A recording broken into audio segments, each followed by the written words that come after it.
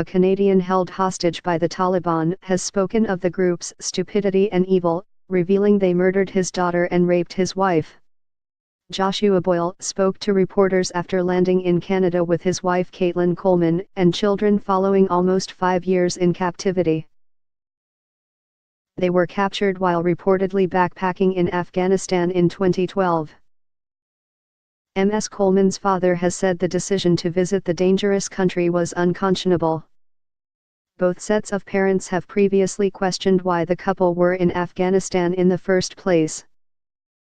"What I can say is taking your pregnant wife to a very dangerous place is, to me and the kind of person I am, is unconscionable," Jim Coleman told ABC News following their rescue on Wednesday. "I can't imagine doing that myself. But, I think that's all I want to say about that." However, Mr. Boyle told reporters at Toronto's Pearson International Airport the couple had been trying to deliver aid to villagers in a part of the Taliban-controlled region where no NGO, no aid worker, and no government had been able to reach when they were kidnapped. Ms. Coleman was heavily pregnant at the time with their first child. This week, they returned with 3 children, all born in captivity, the youngest of whom is understood to be in poor health.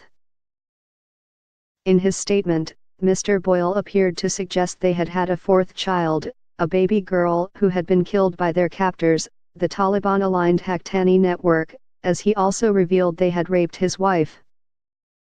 "It was," he said, "retaliation for my repeated refusal to accept an offer made to him by the network."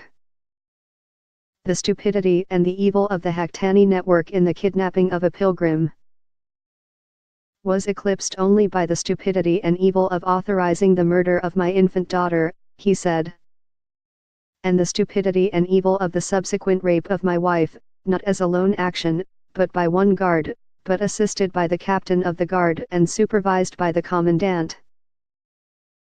The family were finally rescued by the Pakistani army after a U.S. tip-off during an operation near the Afghan border.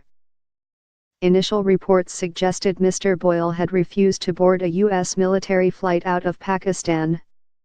Mr. Boyle was once married to a woman who espoused radical Islamist views and is the sister of a former Guantanamo Bay inmate, Omar Khadr. CNN suggested he might fear prosecution by the U.S. authorities.